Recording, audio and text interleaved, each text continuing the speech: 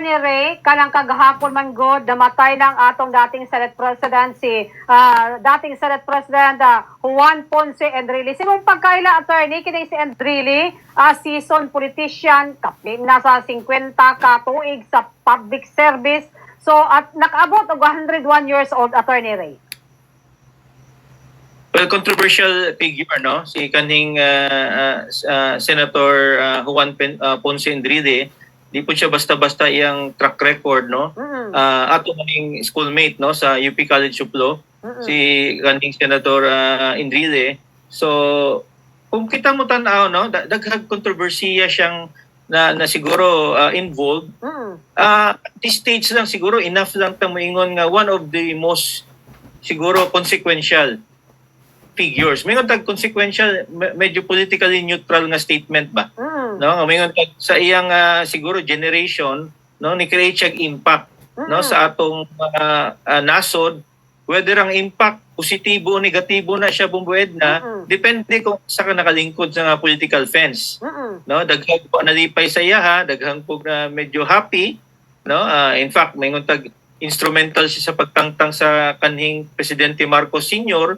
But gihire man siya sa anak pod, no? Bumbued na as Presidential Legal Counsel.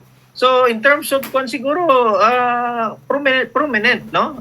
Di basta-basta ang gibuhat sa kanhing senador, pero di pa ta mo judge bumbued na kung in totality ang iyang contribution positibo ba o negatibo, no, sa atong sosyedad.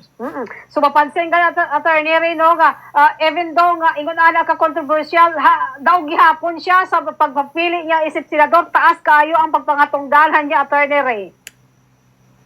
Yes, no, tungkol popular figure, no, may siya mo pwesto, no, sa politika, no, siguro timing pod, but napoy abilidad yun, no, in fairness, na may abilidad katong kanhing senador, di lang ta mo judge bumbued na kung ang iyang ability, iyang gigamit ba ni sa sakto, no, o dili sakto nga pamaagi, but mo saludo ta, no, as usa ka, siguro usa ka consequential nga political figure, no, sa atong generation. Ato lang i-reserve, no, ang atong judgment sa iya, but siguro sa iyang pamilya, no, mo extend ng tag condolences, no, sa iyang contribution, no, labi na sa atong sistemang politika, no, sa atong nasod. Okay. Attorney Ray, daghang salamat Attorney Ray sa oras sa gihatag mo sa adri karon sa Bombo Radio Jensen. God bless mo, Attorney Ray. Anytime, no, bumbued na. Okay, mo kadto si Attorney Ray Cartuhano, ang atong nakauban mga kabombo sa to programa ang Bombohanay Big Time. So, asa